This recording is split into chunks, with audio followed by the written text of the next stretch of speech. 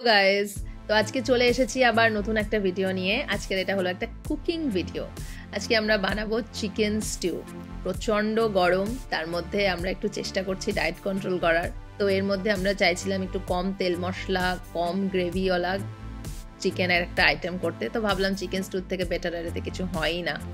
তো চলো আজকে আমাদের কি রেসিপি আছে চিকেন স্টিউটা রান্না করা, সেটা তোমাদের সবার সাথে একটু শেয়ার করে নিই। তো চিকেন স্টিউ মানেই চিকেনের মধ্যে অনেক রকম ভেজিটেবলস থাকবে।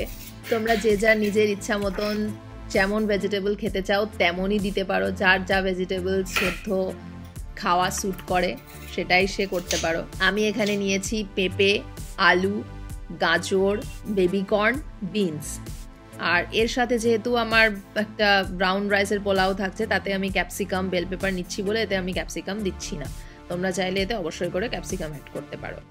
তো চলো এবার প্রসেসে চলে আসি। প্রথমে প্রেশার কুকার নিচ্ছি। তোমরা যদি চিকেনে সিটি না দিতে চাও তাহলে তোমরা কড়াইতে করতে পারো। যেহেতু আমি 3-4টে সিটি দেবো সেজন্য আমি প্রেশার কুকারেই রান্নাটা করছি।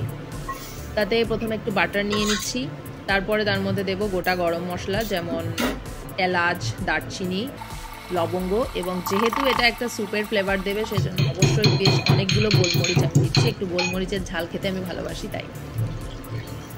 গরম মশলাগুলো 15 থেকে 20 সেকেন্ড মতো ভাজা হয়ে গেলেই তার মধ্যে দিয়ে দিচ্ছি ক্রাশ করা রসুন আর গ্রেট করা আদা। এর বেশি মিক্সি এর মধ্যে প্রয়োজন নেই যেহেতু সিটি পড়বে। তারপর এর মধ্যে দিয়ে দিচ্ছি একটা বড় পেঁয়াজ টুকরো করা।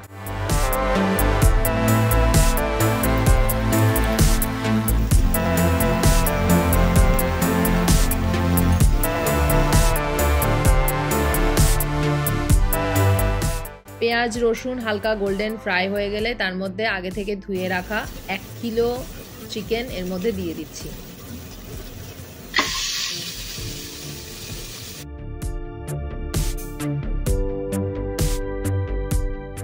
পাঁচ থেকে 7 মিনিট চিকেনটা ফ্রাই হয়ে গেলে এর মধ্যে দেব স্বাদ মতো লবণ, একটা গোটা লেবুর রস, হলুদ, জিরে গুঁড়ো আর ধনে গুঁড়ো। এর বেশি কোনো মশলা আমি এতে দিচ্ছি না। এইভাবে মশলা সহ চিকেনটাকে আর 7-8 মিনিট মতো ফ্রাই করে নেব। টোটাল 10 থেকে 15 মিনিটের বেশি ফ্রাই চিকেনটাকে করব না। তারপরেই এর মধ্যে দিয়ে দিচ্ছি ভেজিটেবলসগুলো যেগুলো কেটে রেখেছিলাম। আলু, পেঁপে, গাজর, বিনস, বেবিকর্ন আর 2টো টমেটো দিচ্ছি। একটু টক ফ্লেভার আনার জন্য টমেটোটা দিচ্ছি। আর তার সাথে স্বাদ মতো লঙ্কা।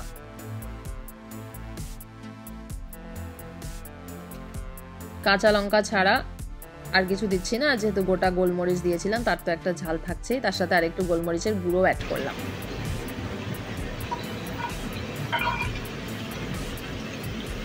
এক কিলো মাংসই আমি এখানে 4টে কাঁচা লঙ্কা দিয়েছি আর 1 লিটার গরম জল দিলাম।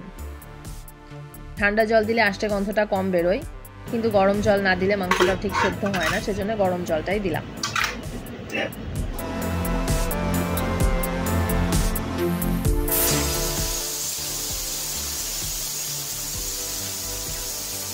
তিনটে সিটি হাই ফ্লেমে দেওয়ার পরে লাস্ট সিটিটা একটু লো ফ্লেমে দিলাম।